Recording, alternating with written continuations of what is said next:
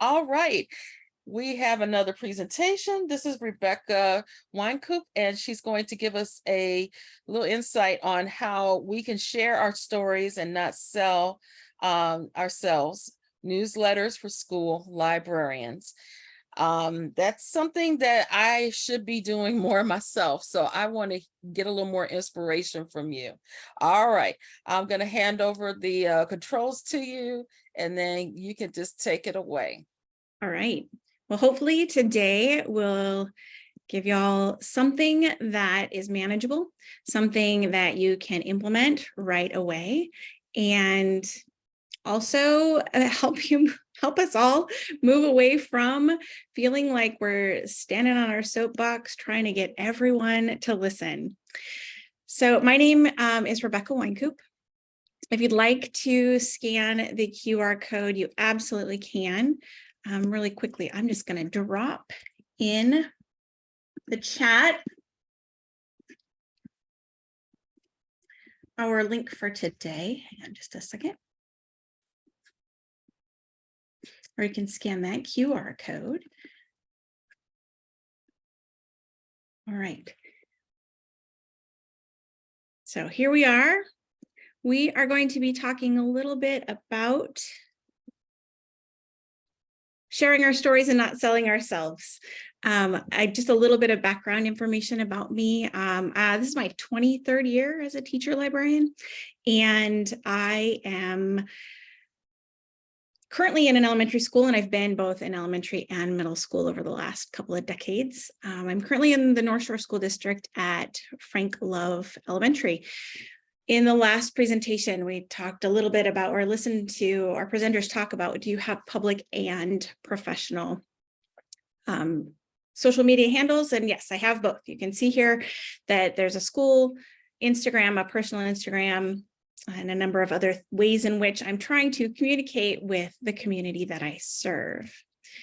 So the reason I proposed this to Casey this year for presentation is that I have gone through a tremendous change and transformation as far as how I'm, one, trying to keep our jobs as librarians, facing cuts year after year after year. The last district I was in for 15 years, and there was only 1 year where our libraries weren't facing cuts.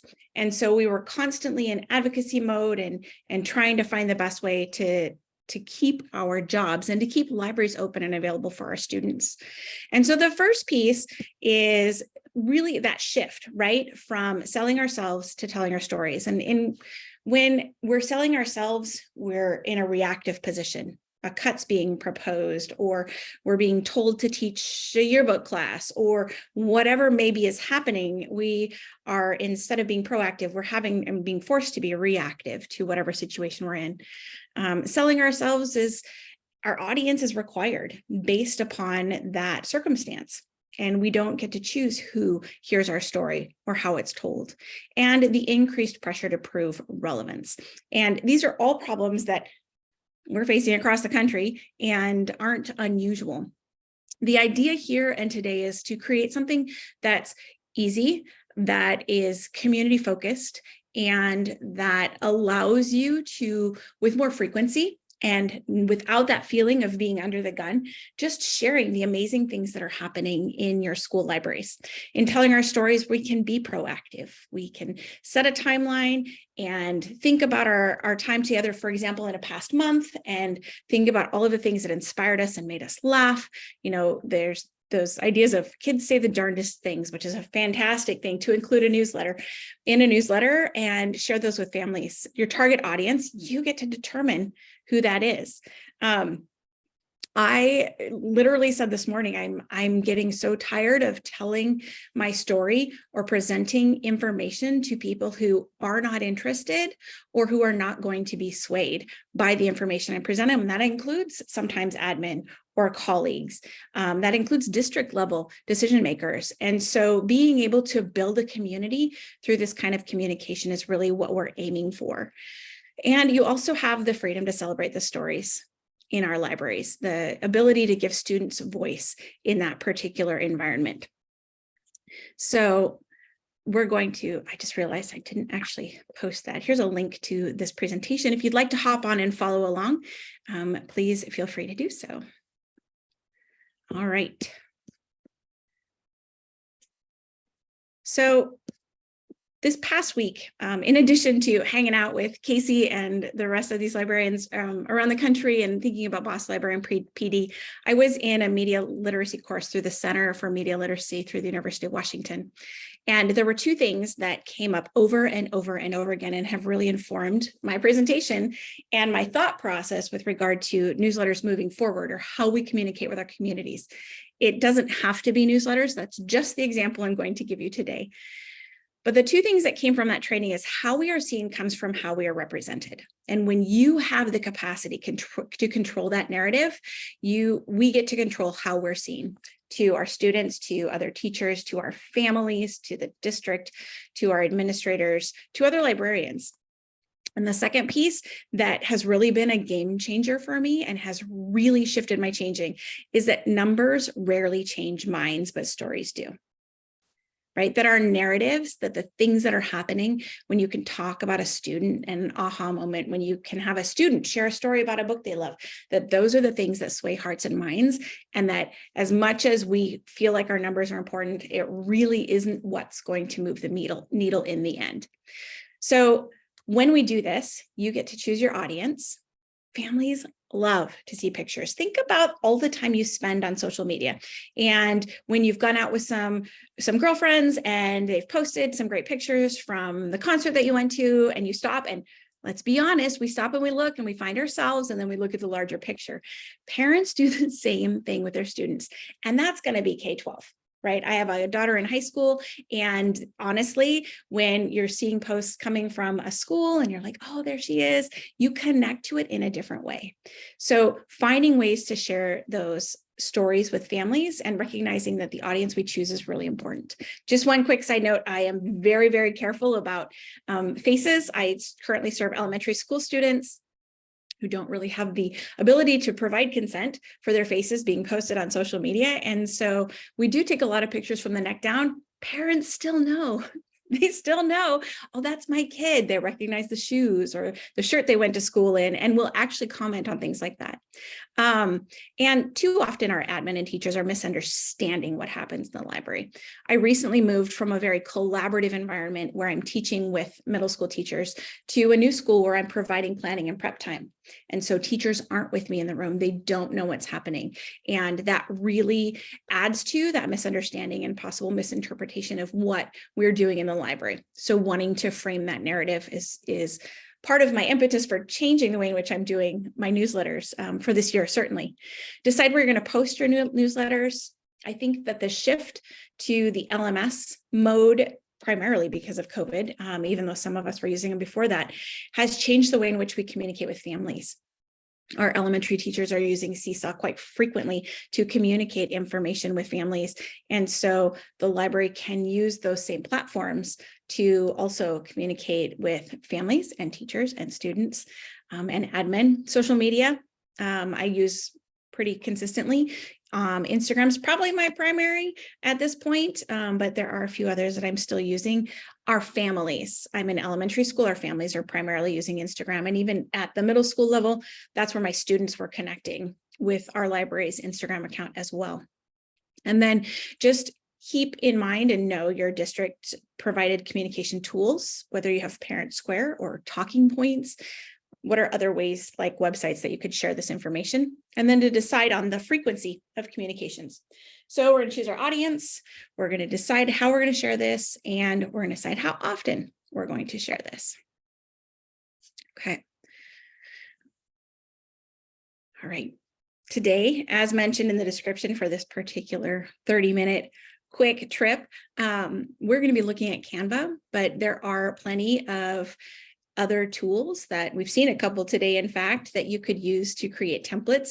The core concepts and the ideas behind why we're choosing to do this remains the same, regardless of what tool you decide to use in the end.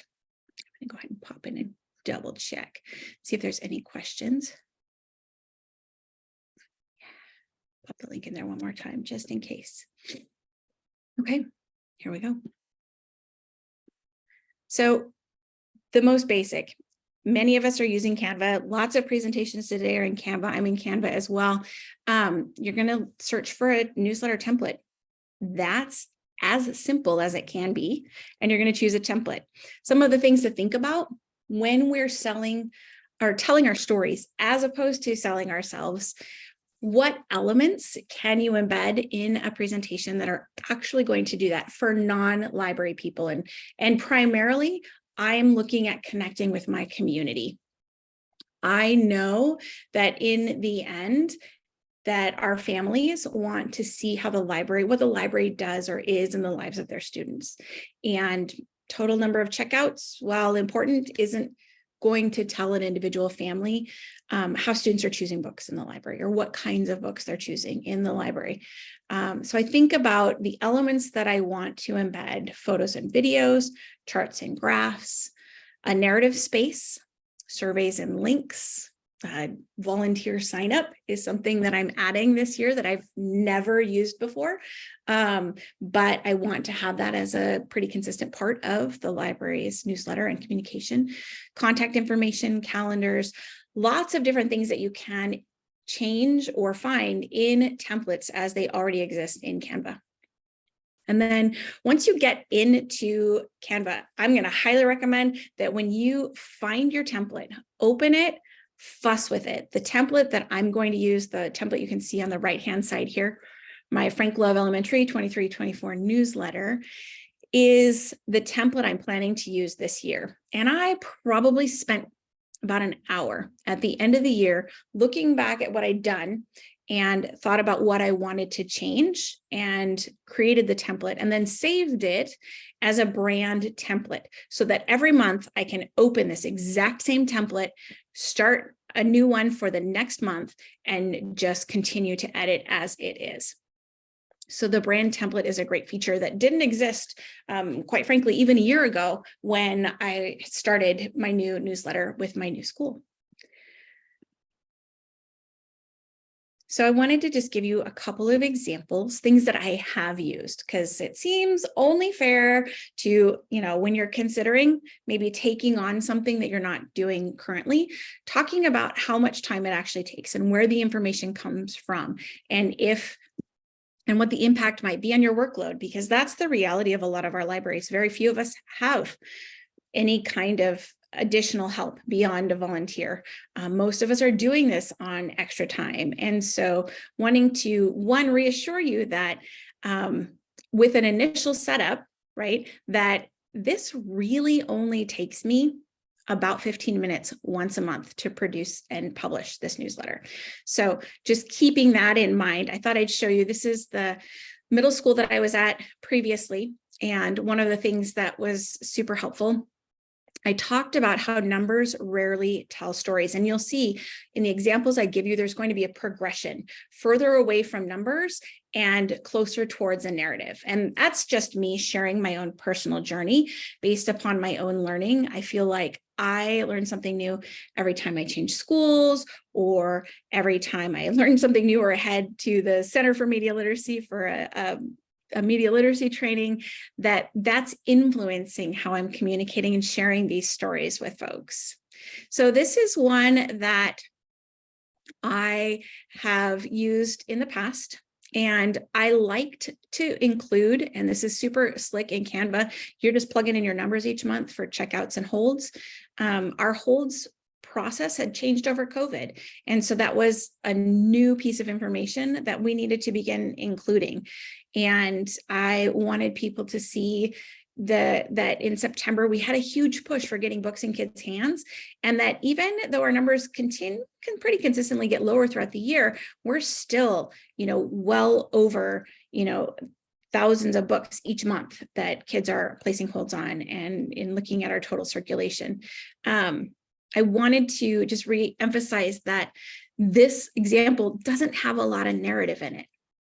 You can look at our library link usage, which is our agreement or our joint use agreement with our public library, which was really important to my admin, the classes that I'm teaching. That was mostly me communicating with teachers, what book displays, maker stations, what other things did we have going that year. We had a picture book pilot that we were doing, or a picture book project where we were reading a whole school. We were reading one read aloud with our middle school students every day, and we were doing that thematically. So sharing that information with our community, and then some collection information. A lot of this you will see has continued for me. I continue to use some of this information, but let's go ahead and take a peek real quick at the second one. The second one is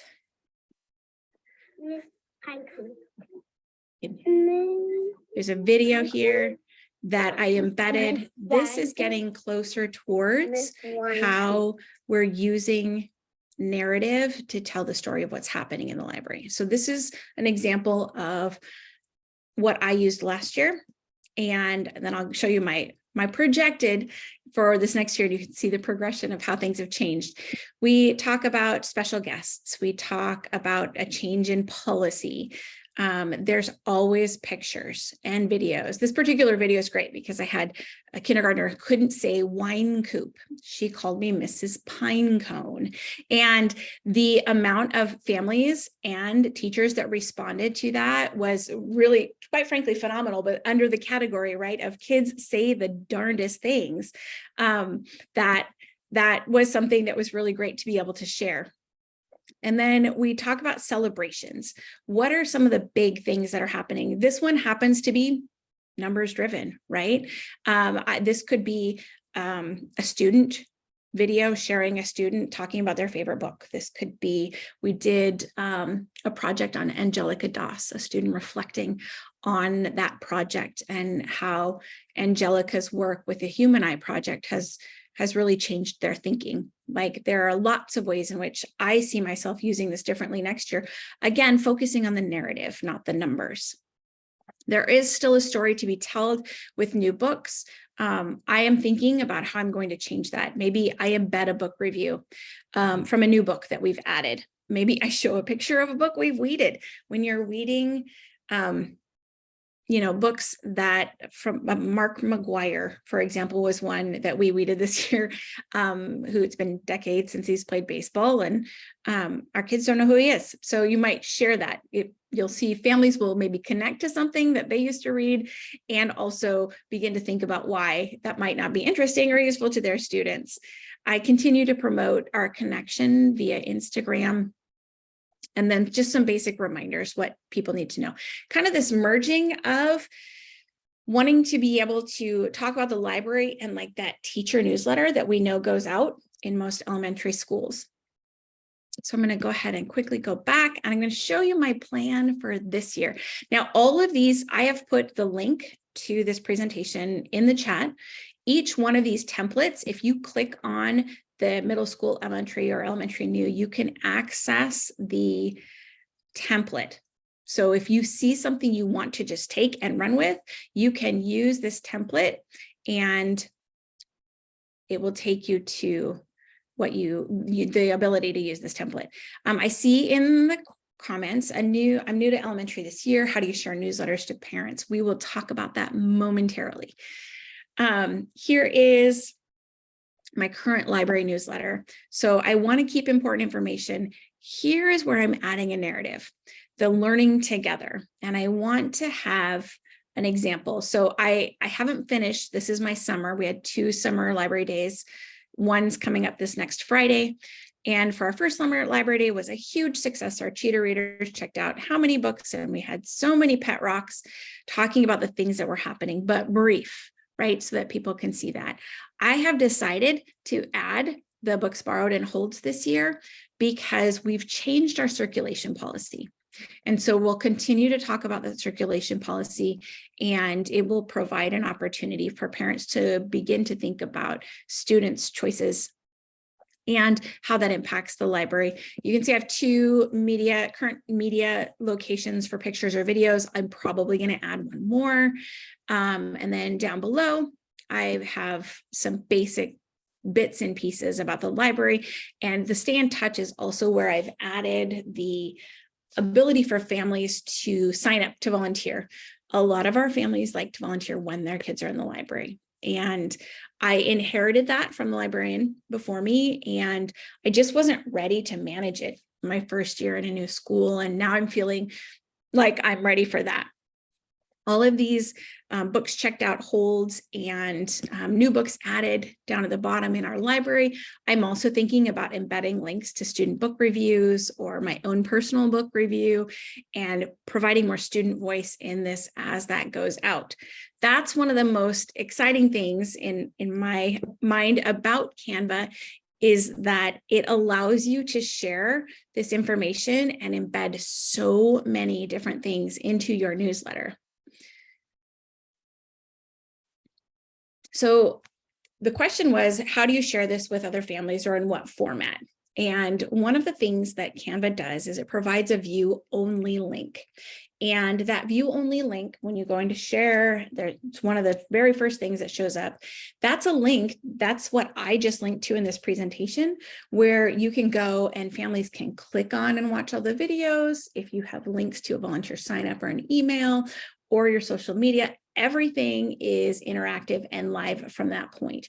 We could post a link to a TikTok video that maybe a student is recording a book review. The thing that I love about the view-only link is that it not only does it preserve the functionality of the interactive or dynamic page that you've created, but it also offers analytics.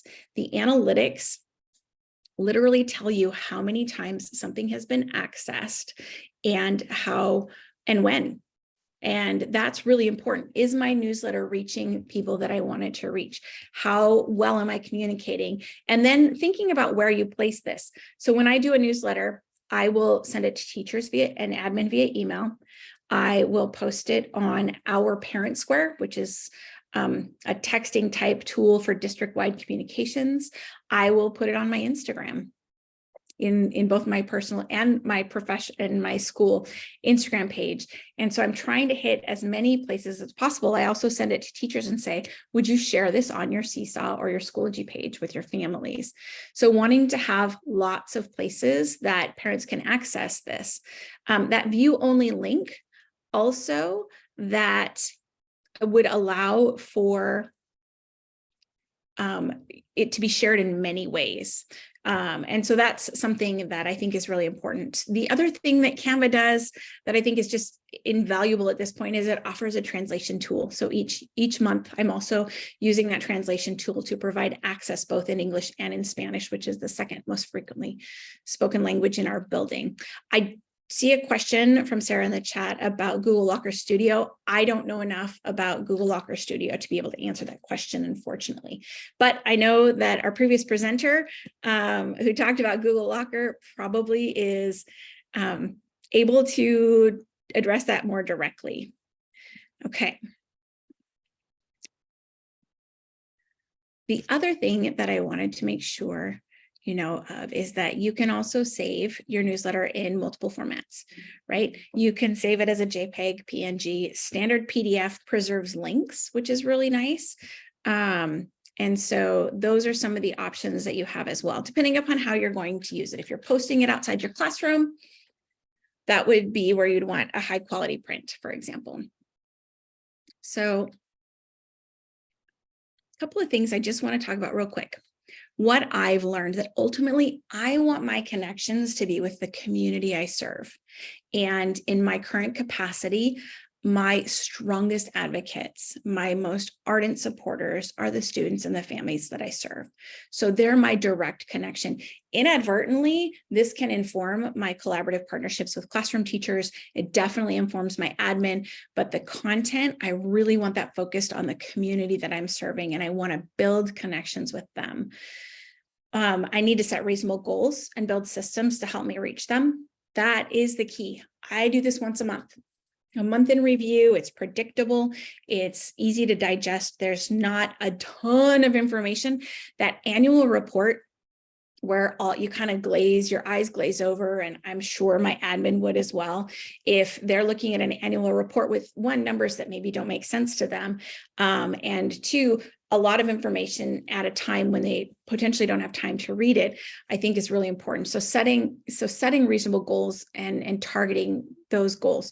If you can't do once a month, that's okay. Try it 1 year for every 2 months, or once a semester, or once a trimester, whatever fits.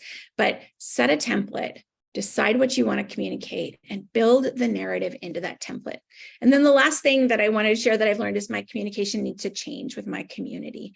The analytics on Canva are so informative that they've really helped me begin to understand how families are interacting with the information and sharing. If you share your newsletter via Parent Square, let's say on a Thursday, you could track how many hits you get on that Thursday, and then you post it to Instagram on the Friday, then you could track how many hits you got initially from Instagram, and you could begin to think about what platforms are going to be most helpful as you move forward. And then the last piece is just let's connect. I'm happy to share templates. Again, I will post in the chat access to this particular presentation, which is going to provide me with some analytics about how many of you have gone and looked at it. But it also is a way for you to get direct access to any of this information, including my email. And I'm happy to respond to emails if you have any questions. All right, I think that we're right there at the end. So I'm going to go ahead and just stop sharing my screen. Again, you have access to all of this information through the presentation. I know it's also in your one pager at the end, Casey, so folks will have access to it there as well. You know, I want to share something because it just kind of popped in my mind. Something that I discovered that worked this year was I use the calendar invite system in my email. Not only did I, like, if I knew if a class was coming down for advisory or working with a class, I would invite them down and give them the reminder, because it gave them a 15-minute reminder, like, oh, today's your library day, right? Because I'm a flex scheduled librarian. But then what I would do is take it a second step and say, okay, in 2 weeks, the books are due. And I will put a reminder notice in for the day before to remind the teacher, and then the day of, and just like clockwork, a kid would come down with a milk crate full of books that had to be returned. And that was a little trick that I used to get the books back. But that was also going back into using your calendars, and then it translated over into monthly reports. But I like your template. And there's a couple of aspects of the elementary that I want to throw into the middle school that I definitely Absolutely. want to use. Yeah, There's yeah. so So much thank crossover, you. and Yeah. having worked at all levels at this point, like I can see how you would just adapt it. Again, thinking about your community as the core and who you're serving. If you're primarily connecting with students at the secondary level, then yeah, that's going to change a little bit, but they're going to want to see themselves just as much as their parents are going to want to see them. And so like bringing that student voice and providing access to that is super important. And what's hilarious is that you're like, they could tell that that was their shoes on that Yeah. video. Oh yeah. That is hysterical. Oh yeah. But our They totally parents know. know. Our Yep. parents know. Yep. Listen, y'all, please give her some love in the chat and also on social media. I already looked on social media. They already taking screenshots and saying, oh, I love this, I love this, I love this. And I'm going to use this one. So Rebecca, thank you for coming back for year number 2 You and bet. providing such a wonderful presentation. Thank you once again. Give her some love, y'all. Check the chat. Thank you. Thanks for having me. No, thank you. All right.